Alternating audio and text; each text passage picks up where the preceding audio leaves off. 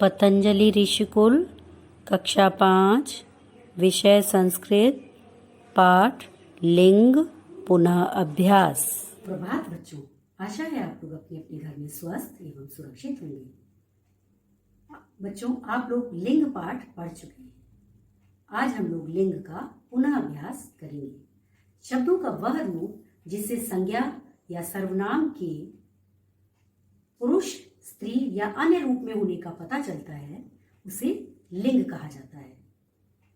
शब्दों के जिस रूप से पुरुष जाति का बोध होता है उसे पुल्लिंग कहते हैं, जैसे बालिकः, छात्रः, हंसः, अश्वः, गजः आदि। शब्दों के जिस रूप से स्त्री जाति का बोध होता है उसे स्त्रीलिंग कहा जाता है, जैसे अजा, कलिका, बालिका आदि। और नपुंसक लिंग शब्द वो होते हैं जो न पुरुष जाति का बोध कराते हैं और न स्त्री जाति का बोध कराते हैं। तो ऐसे शब्दों को नपुंसक लिंग शब्द कहते हैं। नपुंसक लिंग शब्द के अंत में हल युक्त म का प्रयोग होता है। नपुंसक लिंग शब्द प्रायः वस्तुओं के लिए प्रयोग किए जाते हैं। बच्चों, अब हम लोग लिंग का अभ्यास करेंगे। लिंग का अभ्यास करने से पहले एक बात बहुत जरूरी ध्यान रखने की है कि पुल्लिंग शब्द अकारांत होते हैं, अर्थात उन शब्दों के अंत में अ आता है, जैसे नृपः अ अकारांत, मयूरः अ ये भी अकारांत, पुरुषः ये भी अकारांत। अ आ रहा है इसके अंत में, शब्द के अंत में आ रहा है तो ये अकारांत है। तो पुल्लिंग शब्द अकारांत होते हैं। और स्त्रीलिंग शब्दों के अंत में आ या ई आता है, अर्थात स्त्रीलिंग शब्द आकारांत या ईकारांत होते हैं, जैसे मक्षिका आ अंत में आया ना, ये स्त्रीलिंग शब्द है आकारांत। वीणा आ आकारांत, तूलिका आ आकारांत, तो छात्रा ये सब आकारांत शब्द हैं। नदी ये ईकारांत शब्द है। तो ये सब स्त्रीलिंग शब्द है। और नपुंसक लिंग शब्द जैसा मैंने बताया था कि प्रायः वस्तुओं के लिए प्रयोग किया जाता है। बच्चों, नपुंसक लिंग शब्दों के अंत में हल युक्त म आता है। अब देखिए, सुमनम ये अंत में म है, ये देखिए हल लगा हुआ है ना। तो नपुंसक लिंग शब्द की ये भी एक पहचान है कि इसमें अंत में हल युक्त म होता है। कंदुकम ये देखिए म हल लगा हुआ है। उद्यानम म हल लगा हुआ है। गृहम हल युक्त म है। तो ये नपुंसक लिंग शब्द है। चलिए अब हम लोग ये अभ्यास करते हैं।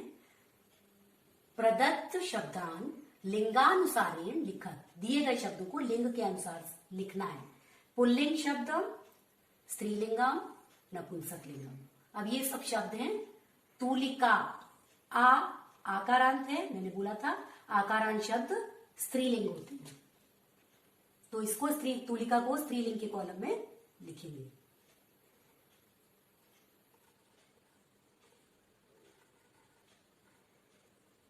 सुमनम अंत में हल युक्त म है, इस शब्द में म लगा हुआ है, हल लगा है, तो ये नपुंसक लिंग शब्द है।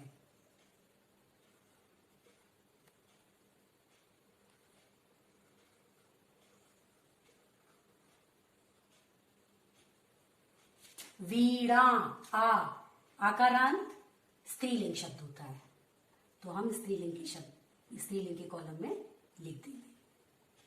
फिर तंदुकम हल युक्त म है शब्द में, तो ये नपुंसक लिंग शब्द है।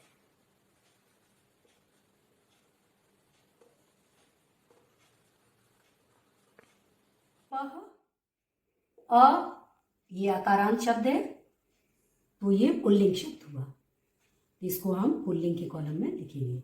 नृपः अकारांत। फिर मयूरः ये भी अकारांत शब्द है, तो ये भी पुल्लिंग है। जो पुरुष जाति का बोध कराते हैं उन्हें पुल्लिंग शब्द कहते हैं। मयूरः, मयूरः पुल्लिंग शब्द। फिर है मक्षिका, अंत में आ स्वर आ रहा है, ये आकारांत है, इसलिए स्त्रीलिंग शब्द है। मक्षिका।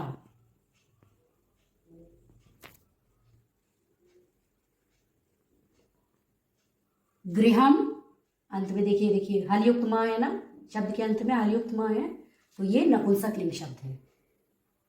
गृहम नपुंसकलिंग शब्द। पुरुषः अकारांत, ये पुल्लिंग शब्द।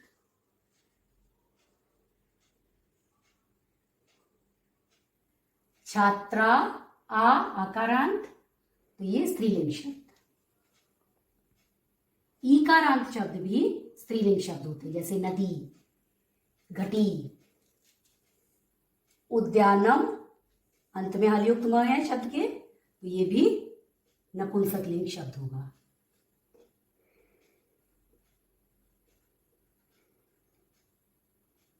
कपोतः अकारांत, ये अकारांत शब्द है, तो ये पुल्लिंग शब्द।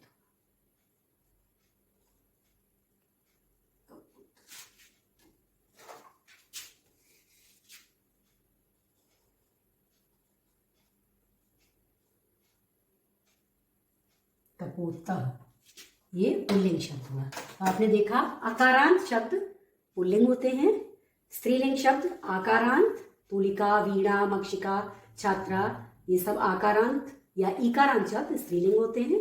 नपुंसकलिंग शब्दों के अंत में हल युक्त मां का प्रयोग होता है, और नपुंसकलिंग शब्द प्रायः वस्तुओं के लिए प्रयोग किए जाते हैं। तो बच्चों, आशा है आपको लिंग अच्छी तरह से समझ में आ गया होगा। धन्यवाद।